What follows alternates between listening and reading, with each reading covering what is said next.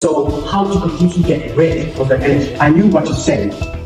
I did not know how to say it. Speaking a language with the rules of speaking a language. The best way to increase confidence is to bring the energy out until you're tired and relaxed and you get content. So instead of also focusing on yourself and criticizing yourself that I'm gonna ruin this, I'm not good enough. Focus on the content. Life will look between your eyes. But you know that the trying to do is better than you. Therefore, it stimulates your confidence. For the introverts and the group, I'm going to talk about criticism. How do I know when I'm improving? I am making mistakes. When you conduct any sort of activity, you have to acknowledge that is something that's bad. Which you are doing or you are function or you are character. what another person thinks of you is their problem, not your problem. No, you don't like criticism, it can affect you. Because you understand when you're scared yourself of speaking to people, you understand that a lot of people are going to hate on. A lot of people are going to say, I'm cheesy. A lot of people are going to say, no. I'll be sharing strategies in which you can use in order to improve your own communication platforms. For that next presentation, I welcome you to my masterclass.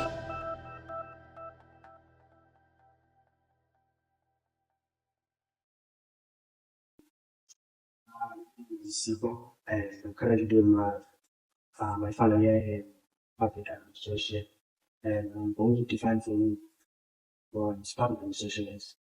Public administration is a science of government, where the government ensures effective state affairs.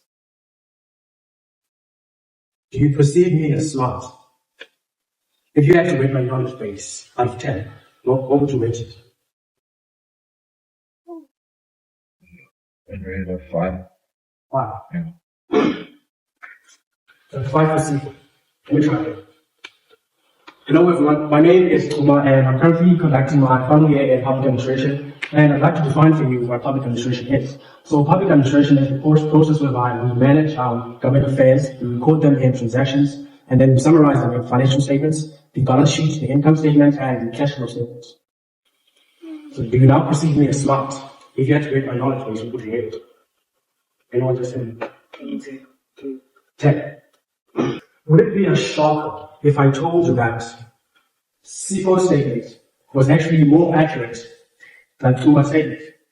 Because Sipo, what he did, he accurately defined public administration, but he didn't effectively communicate it or deliver it to us. What Tuma did, he described financial management or something related to accounting. So it's no surprise by now that Sipo's knowledge base is actually about 5. Maybe a 7, maybe an 8, maybe a 9. But in fact, Tuma's knowledge base is somewhere below that. Maybe a 4, maybe a 3, maybe a 2. So, why do you think it was difficult or challenging for us to identify this level of smartness that Sipo has?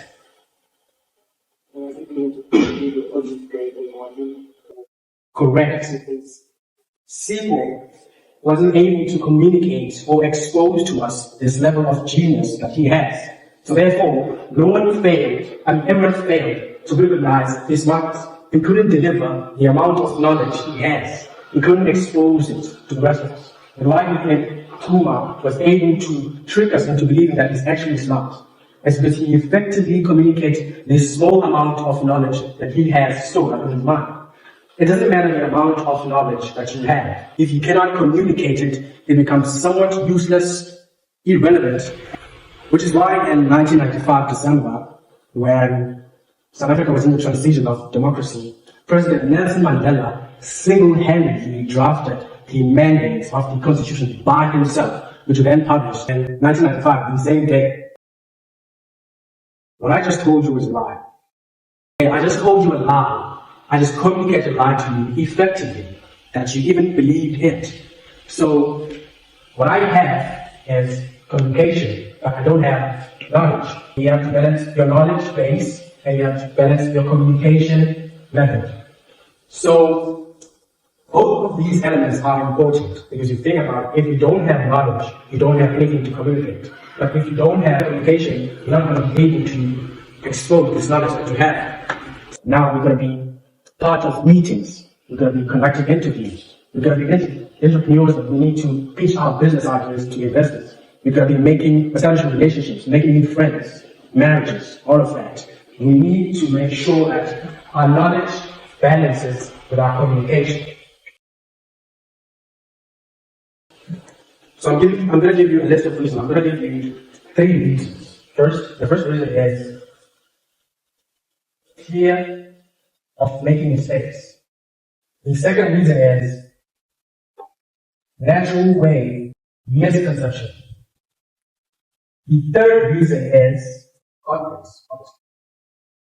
And the fourth and last reason is perception of the English language.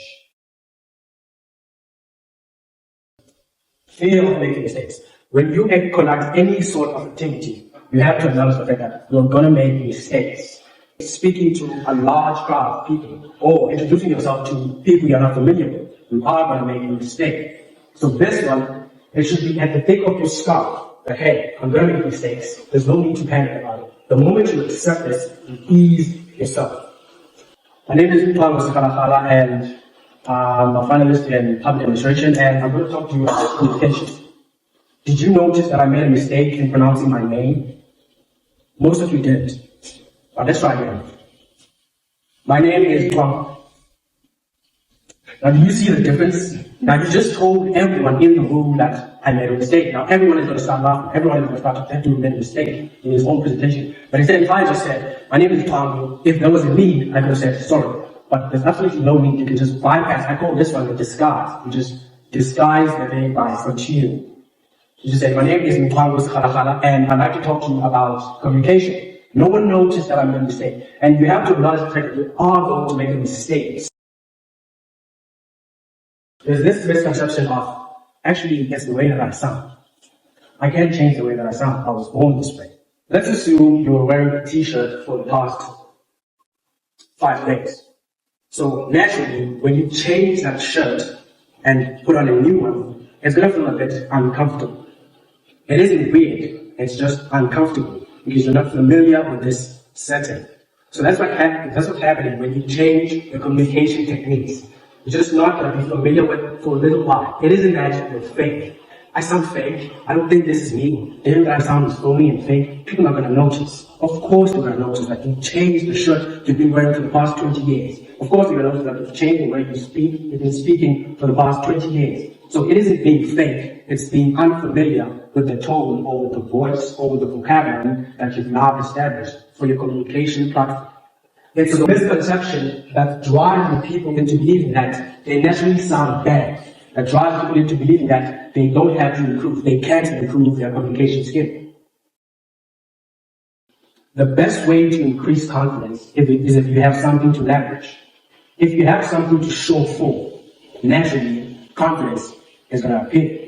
If I have something in my pocket, I know that if I walk to you, I can just show you this. I know that I have something to show for. So what do I mean by something to show for? I mean an ability. I mean a skill. I mean a knowledge in a particular field.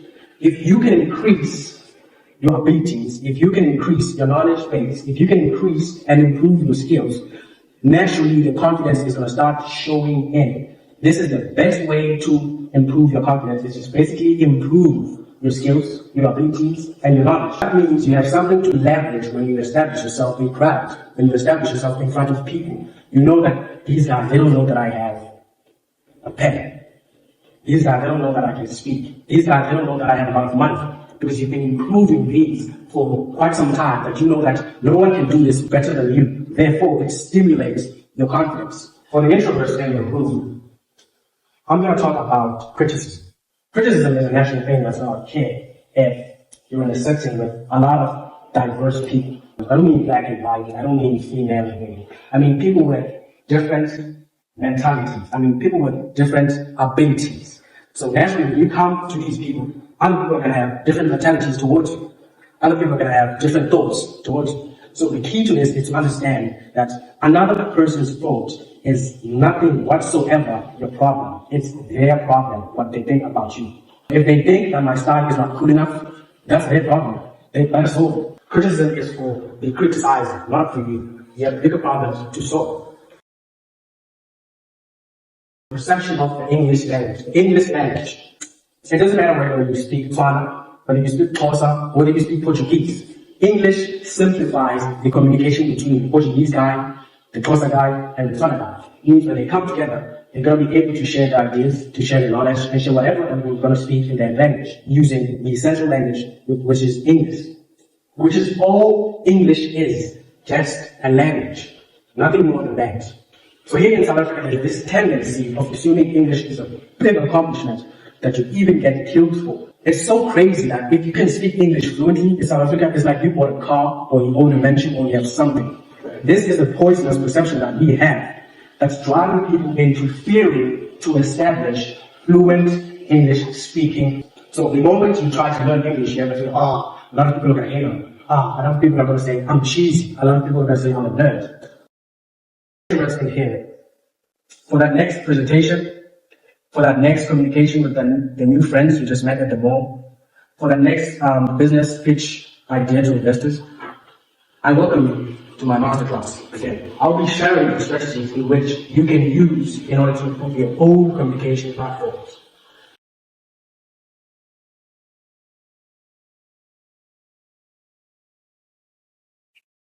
This morning, I went to the venue offices and I wanted to perform a follow-up on booking a venue for my event. I knew what to say. I did not know how to say it. I don't have the words to say it, which means my vocabulary is limited. I don't have a vocabulary basket. Some of you may know this as a brand, a vocabulary brand. So what is a vocabulary brand? A vocabulary brand is the choice of words that you use to incorporate in your speech. So usually, I divide my vocabulary brand into two. I have expressions, and I have terms. Terms are phrases, words. You may sophisticate them, it's up to you. Expressions are a chain of terms or short sentences. An example of my favorite expression is, I trust. I trust. Some of you may recognize this term. I use it a lot. It's called can't swallow. I love using this word because a lot of people don't know what it means. So I just fly that around and I know a lot of people get it. I didn't know what you were talking about. If you have a list of terms and a list of expressions, next time you're trying to deliver something to the listener, you may just simply draw an expression from the basket or simply draw a term from the basket. What I could have said there at the venue offices, I could have said, hey, morning, my name is John Khalafala. I find it quite well that my venue is not yet unlocked because I trust that you people are in charge of this. Now, do you see what I did there? I just drew a word out of my vocabulary and I incorporated it in my speech. Say now you're communicating to a number of individuals that are not usually used to these vocabulary terms. Now, how do you go about that? Now, the beauty of a vocabulary brand is that it gets a basket, which means it can swallow any amount of terms you may think about.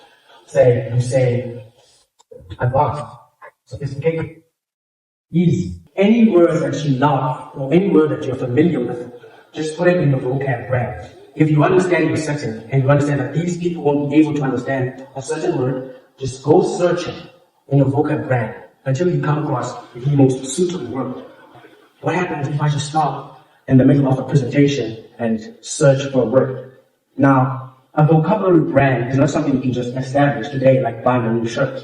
You're going to understand those words, write them down, understand their meaning, and then say them, and then use them every time that you can. Every time that you get the opportunity to use these words, use them again and again up until they are embedded in your brain. And anytime that you need to use this word, it automatically comes to your lips. It's not a matter of just waking up and saying, I fell in love with the word sophisticated. I'm going to use it. It's a matter of sophisticated. Sophisticated. What does sophisticated mean? Right now, sophisticated. You walk down the mall, talking about, hey, the line is very sophisticated, don't you think? Every time you get the opportunity to use the word, use it. A simple way to organize your vocabulary brand is to divide it into expressions and terms. Sophisticated is a term. So be it is an expression. So naturally, when you come across me and I use my terminology, you assume me to be smart. That guy, there's literally no word in English he doesn't know. What you don't know is that I wake up at 3 o'clock every time and I say sophisticated, I trust, I learn, all that stuff. Frequency is the connectivity between your brain and your mouth. So it's basically the signal communicating the information in here to the words that are being uttered out of this. The elements that are central to communication to frequency are processing. What do you mean by processing? Karabo just asked me a question. Before I had to answer, I had to process what he said. I had to first think, he's saying this, he said that. How do I answer? What is the best way to answer? Processing the information that was external, I made it internal, I process it, and then I release it. So if you can guess, the second element of frequency is delivery. Delivery is basically taking something out from here out. So let's assume I was presenting in class. I practiced last night. And the night before that. And then the day comes. And then what happens? I just blank out. I forget everything that I practiced. That means there's terrible frequency between the processing and the delivery. The reason why is you want to process the information fast and you want to communicate it fast. So if you slow down processing and you focus on energy, energy is the natural feeling that we have when we are about to speak to large crowds. For instance, hi, my name is Franz Kalaha, and I'm voting. You start shaking, you start twitching, you cannot stretch out the words correctly. This is because you converted the energy that you had into negative energy. You converted that energy into fear. You converted that energy into nervousness. What you could have done is you could have accepted the energy as excitement. So now if I walk in here with energy, I can still convert it into positive energy. Hello everyone, my name is Gonzalo and I'm super excited about our session today. What I just did there, I just took that energy and I converted it into positive energy. Instead of converting it into fear, and then now it's going to mess up my execution, and now I can't even look at all of it. Because I've converted it into fear, I've converted it into nervousness. So how to completely get rid of that energy? The best thing you can do when you feel super high when you're about to speak is to get rid of the energy. Calm down, relax, slow down your speech. If you slow down your speech, to relax both the crowd and to relax yourself. And then you feel comfortable. Now you can speak clearly, explicitly, and everyone can understand what you're saying, and you feel comfortable yourself. Now, how to get rid of the energy? The best way to get rid of the energy, basically, it's physical energy. The heart is pumping fast. You can't hear people. The body is super hyper. What I do best is I do push-ups. I'm not doing push-ups. I usually do 3 and I get tired and I relax and then I will speak. Another thing that I can do, that we should do, I recommend this, is to just start moving around. So communication with us. Up until you get tired, communication and then ready. What next? Hello, my name is Franz Kalaha. I am about to take you through communication today. Communication is this. That. So what I just did there, I just got rid of the energy instead of converting it. Energy, you can either get rid of it or convert it. You can choose to convert it or you can choose to get rid of it without stumbling and fumbling. I normally use this example. Imagine this surface, this nice soft surface was porcelain. I'm porcelain. So naturally, when I move in the surface, I feel comfortable. I can move. There's no radiation, there's nothing. I just move smoothly. Now let's imagine this surface was English. I'm not used to it. It's on my mother tongue. So therefore, I cannot move fast like I do in person. Otherwise, I'm going to trip and fall. What do you call that? Stumbling. So what it means, when I move in the surface, I have to move slowly. I don't have to move fast. I have to take steps. And it is every day that I gotta come here and move and practice so that in the future I can be able to move fast without stumbling. What it means is you don't have to practice English rapidly. You're not familiar with the surface. This is not the surface. This is the confusion that we have. So if you speak fast, if you speak loud, you naturally assume that I can learn any language fast and I can speak fluently. You come to be surprised when you stumble, when you fumble, when you mumble. Understand that I'm about to process something. Pause. I'm processing. Listen to the other person. You can always say back what they said to you. So you want to know how to establish the vocabulary back. What am I doing? I'm processing. I'm just saying what you just said. I'm bridging the gap between his question and my answer while I'm processing. Or I can pause. The best way to increase the vocabulary bank, you see what I did there? I just understood that I'm about to process. And then I understood that I'm about to deliver. I didn't just, wait, to establish now, I look like a fool now who doesn't know what he's talking about. Slow down, convert energy, understand what phase you're in. Pronunciation means your mouth movements. It means the use of the tongue, the flexibility of your tongue. What I use to enhance my pronunciation are tongue twisters. Red lorry, yellow lorry, then you throw stones. 3 free throws, the big buck beat the little beetle. So I say it like that again. I'm always gonna fumble for a couple of times until I say perfect.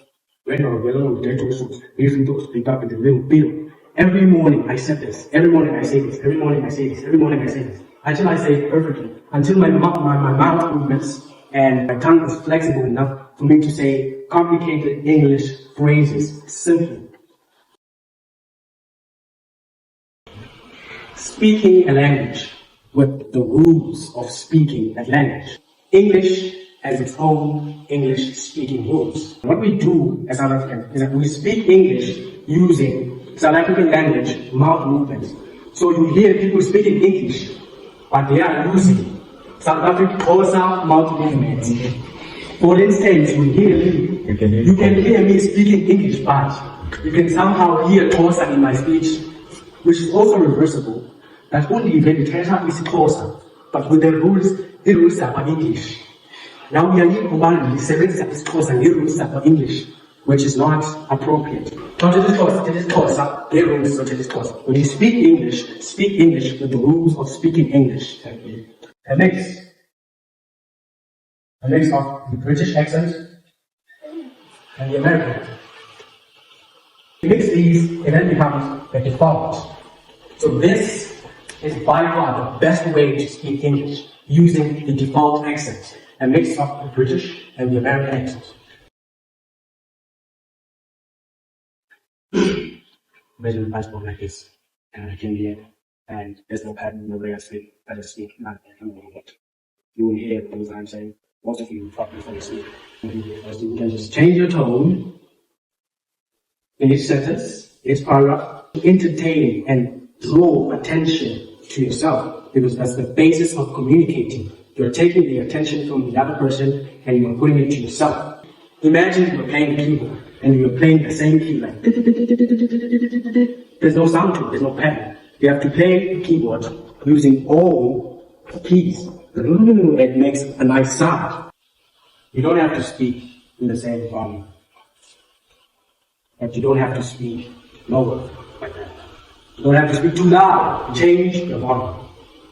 To really stretch out important phrases, I increase my volume. So if you use melody, the other person will listen to you, they can hear what you're saying, and they can hear out the important parts of your speech. Because when you speak those parts, you increase your volume, and your tone changes. It was big. It was massive. It was very big. But if it was very big, now you can see that it was actually very big. What I just did, I just used my body to draw what I'm talking about. The expressions and the gestures. Your expressions are facial, which means using your eyes, your mouth, your nose if possible, and your ears to express out the feeling and experience of what you're talking about. Man, it was a big event. It was just a tiny event. So you can see what I'm doing with my face. I'm basically expressing to you guys the experience with which I'm talking about. What do you mean by gestures? You mean hand movements, using my hands. You see now that I'm talking about something very important because I'm doing this. You see that I'm talking about something very big because I'm doing this. You see I'm talking about something very small because I'm doing this. Now, here's the kicker here. You gotta make sure to keep your gestures here so that you're comfortable with them and so that you draw the picture clearly to the audience. You don't want to keep your hands here because it decreases your confidence. You have to keep it up here. It's much more comfortable and it's much more clear to the audience. Movement of your body. Keeping your body moving. Not standing still in one place. You have to keep moving so that people across different sections can hear you clearly, and also to keep yourself thinking, because it works with my process when I move. I'm thinking and I'm moving, and I also look confident, and people can hear me clearly.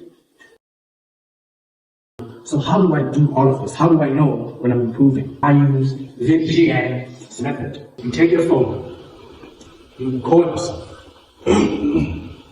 You make a video, you speak, just pick up any topic, you speak. Let's say public administration. Public administration is this, and that. And then once you're done, you click the video. And then you put on headphones, you flip the screen, and then you listen to yourself. You don't watch, you listen to yourself. And then you pick up the key phrases in which you like in your speech, and the key mistakes and the errors you don't like in your speech. You write them down, you take them off. Secondly, you flip the screen, you mute the video, you watch yourself. So you find weird things that you do when you're speaking, you didn't know what you're doing. And then you just take them out, you draw them down, and then you practice every day and every day. Because what I assist you with is practicing every day. Practice, keep on practicing. Understand that to establish a vocabulary, you have to work with enunciation, you have to work on body language, you have to work on multiple things that we spoke about. Choose your accent and all of that. I had a question in terms of, you mentioned something about how in our Black community or society, we've normalized that speaking English is something that's bad. Or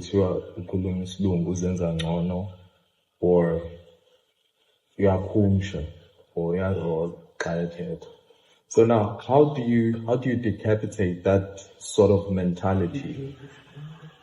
So you have to understand your own goals. I'm not doing this for you, I'm doing this for myself. Secondly, what another person thinks of you is their problem, not your problem. If you don't like the way I sound, if you don't like the way I speak English, then that's a problem you better start solving for yourself in order to satisfy yourself, not me. Thirdly, it works to your confidence. If you're confident in yourself enough, no amount of criticism is going to affect you because you understand your own goals. If you're confident in yourself, it doesn't matter what another person may say, what they think. You are confident, that's enough. You are assertive, that's enough.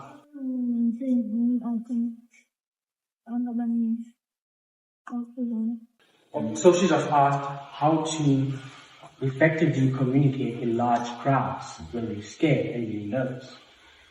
When you're scared of speaking to people in large crowds, understand that you have this amount of energy, you're pounding, you're worried, you're stressing, you're fidgeting and all that stuff. Convert that energy. Tell yourself that I'm not scared, I'm excited. So if you accept that, you move on flawlessly, or better yet, get rid of that energy. Do not convert it, get rid. Practice. Weigh that energy out until you're tired and relaxed and you can present effectively. And also understand that a presentation is not about you. It's about the content you're delivering. And it's also about the audience walking away with the content. So instead of focusing on yourself and criticizing yourself that I'm going to ruin this, I'm not good enough. Focus on the content. Is this content that I'm about to deliver actually accurate? Can these people hear me? If you focus on those elements, then I assure you, we are all going to present effectively. Okay. It makes a lot of sense. So what I do in terms of eye contact, I use this technique. So if you're struggling with eye contact, you can just look at someone in here, or you can look at them at their nose. Mm-hmm. Can you tell the difference? I'm actually looking at your eyes right now. I'm lying, I'm looking between your eyes. Try to convert your speaking into like a discussion, into rather a conversation. So if you're conversating with the other person, you're going to want to make sure that they can hear you. You're going to want to make sure that they understand what you're saying. So you just naturally keep asking the question, can you hear me? Am I audible? Do you understand? Do you have any questions? Try to keep it conversation.